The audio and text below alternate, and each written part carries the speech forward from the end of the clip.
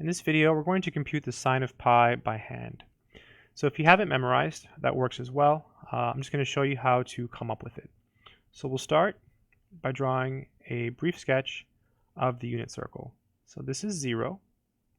This is pi over 2. This is pi. And this is 3 pi over 2. And then here's our unit circle. So a key fact that we're going to use is that on the unit circle, every ordered pair has the form cosine theta, comma sine theta. This means that we are interested in the ordered pair that is here at pi.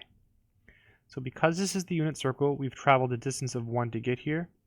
So the x-coordinate is negative, and we haven't really gone up or down, so the y-coordinate is 0.